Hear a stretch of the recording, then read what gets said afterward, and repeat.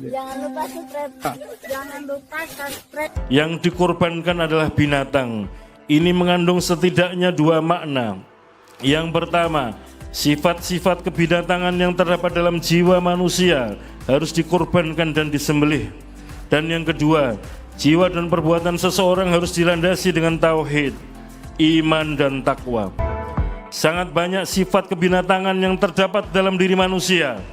Sifat seperti mementingkan diri sendiri, sifat sombong, sifat yang menganggap bahwa hanya dirinya dan golongannya lah yang selalu benar, serta sifat yang memperlakukan sesamanya atau selain golongannya sebagai mangsa atau musuh. Sifat kebinatangan yang selalu curiga, menyebarkan informasi yang tidak benar, fitnah, rakus, tamak dan ambisi yang tidak terkendalikan, tidak mau melihat kenyataan hidup, tidak mempan diberi nasihat, tidak mampu mendengar teguran dan lain-lain, merupakan sifat-sifat yang tercela dalam pandangan Islam. Assalamualaikum warahmatullahi wabarakatuh. Allahu Akbar, Allahu Akbar, Allahu Akbar, Allahu Akbar. La ilaha illallah, Allahu Akbar. Allahu Akbar walillahil hamd. Mengawali pertemuan kita ini, saya Bustami Narda mengucapkan selamat Hari Raya Idul Adha 1445 Hijriah. Mohon maaf lahir dan batin. Sahabat BN yang namanya pejabat publik tentu saja akan menjadi titik perhatian bagi publik dimanapun dia berada, apapun yang dilaksanakannya. Jadi mohon maaf kalau para pejabat publik menjadi titik perhatian publik dan juga menjadi sasaran kritikan publik. Sehingga banyak yang mengatakan apabila tidak mau dikritik, jangan menjadi pejabat publik.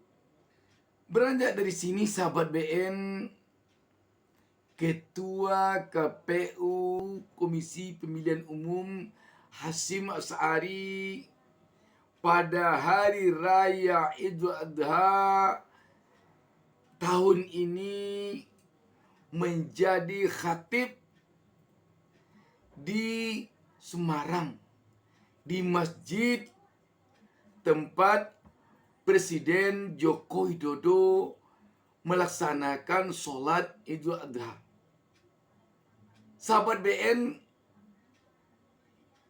melihat Presiden Joko Widodo sholat di masjid yang khatibnya Ketua KPU, tentu mengingatkan publik kepada kedekatan antara Presiden Jokowi dengan Ketua KPU ini. Sebab kita yakin di tempat Presiden Jokowi akan melaksanakan sholat Idul Adha, sangat besar kemungkinan siapa yang menjadi khatibnya di sana terlebih dahulu telah diketahui oleh Presiden Jokowi. Yang menarik di sini sahabat BN adalah isi khutbah Hasyim Asy'ari. Pada intinya isi khutbah yang disampaikan Hasyim Asy'ari ini sepertinya banyak yang menyindir para pejabat publik. Walaupun kita tahu Hasyim Asy'ari selaku Ketua KPU adalah juga pejabat publik.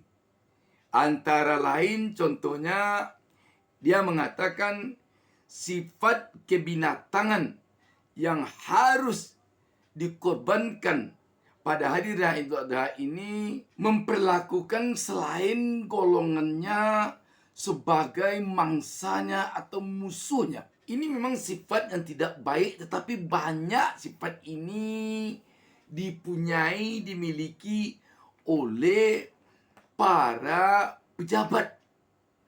Asal berseberangan dengannya, itu dianggapnya musuhnya. Dia selalu berupaya agar orang yang dianggap musuhnya ini apabila maju berkontestasi politik dengannya, atau dengan anaknya, atau dengan menantunya, atau dengan kerabatnya, atau dengan kroninya, dia selalu melakukan penjagalan-penjagalan yang sifatnya tidak sehat, tidak fair. Dan bisa juga dikatakan dia melakukan upaya menghabisi musuhnya itu dengan cara melakukan kecurangan kalau dalam pemilu. Selanjutnya Hasyim Asy'ari juga menyinggung bahwa orang yang memiliki sifat kebinatangan ini, dia tidak mempan diberi nasihat dan tidak mampu mendengar teguran. Jadi apa yang disampaikan oleh Hasyim Asy'ari ini sepertinya memang menohok kepada perilaku pejabat di negeri kita ini selama ini.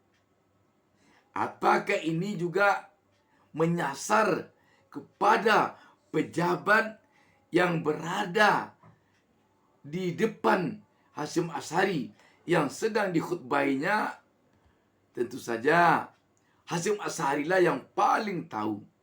Tetapi beranjak dari sini, publik seakan sekarang ini melihat ada dua kemungkinan Presiden Jokowi menyetujui atau boleh jadi meminta agar Hasyim Asy'ari yang menjadi khatib di masjid tempat dia sholat Idul Adha tahun ini. Yang pertama, bisa jadi Presiden Jokowi ingin memperlihatkan kepada publik bahwa Ketua KPU sekarang ini adalah orang dekatnya. Yang kedua, bisa jadi Presiden Jokowi ingin mengatakan kepada publik bahwa tak lama lagi pilkada serentak akan berlangsung. Dan pilkada serentak ini nanti pemungutan suaranya akan berlangsung tanggal 27 November 2024, beberapa saat setelah Jokowi tidak lagi jadi presiden. Karena itu, bisa jadi juga ini berarti bahasa simbol dari Jokowi kepada Hasyim Asy'ari bahwa dia memperlihatkan kepada publik bahwa Hasyim Asy'ari harus menyukseskan pilkada serentak November nanti. Kesuksesan pilkada serentak ini tentu bisa artinya bermacam-macam sesuai dengan apa yang menjadi tujuan orang dalam pilkada ini. Bisa jadi sukses di sini berarti pelaksanaan pilkada November 2024 nanti harus berjalan dengan langsung, umum, bebas, rahasia, jujur, dan adil. Dan bisa jadi juga pilkada serentak nanti harus memenangkan paslon A, harus memenangkan paslon B dengan cara apapun dan bagaimanapun. Bisa jadi demikian. Namun sahabat BN, terlepas dari semua ini, kita tentu juga berharap agar di samping Hasyim Asy'ari memberi nasihat kepada jemaah, kepada publik, dalam khutbahnya ini tentu juga kita sebagai rakyat berharap agar Hasyim Asy'ari juga menasihati dirinya sendiri dalam khutbahnya ini. Sebab tidak bisa kita menutup mata selama Hasyim Asy'ari menjadi ketua KPU, ada beberapa hal yang membuat nama Hasyim Asy'ari menjadi perbincangan di tengah-tengah publik berkaitan dengan persoalan moral. Dan itu pun telah ada yang sampai ke persidangan DKPP. Tentu kita berharap agar semua isu yang berkembang di tengah-tengah publik selama ini, baik menyangkut isu antara Hasyim Asy'ari dengan wanita emas yang heboh dulu, maupun tentang informasi yang berkaitan dengan persoalan Hasyim Asy'ari dengan seorang perempuan panitia pemilihan luar negeri. Kita berharap semua ini harus clear sehingga nama dari Hasyim Asy'ari betul-betul bersih dari persoalan moral. Sebab alangkah menyedihkannya kalau ketua KPU yang merupakan pucuk pimpinan dari yang menjadi wasit atau yang memproses perjalanan penyelenggaraan Pilpres atau pemilu serta pilkada serentak, namanya menjadi buah bibir di tengah-tengah publik dalam persoalan moral. Kalau saja dalam persoalan moral namanya sempat jelek, tentu publik bisa saja menganggap dalam persoalan kecurangan Pilpres, kecurangan pemilu, kecurangan pilkada nanti, tidak tertutup kemungkinan juga nama KPU akan bisa juga jelek.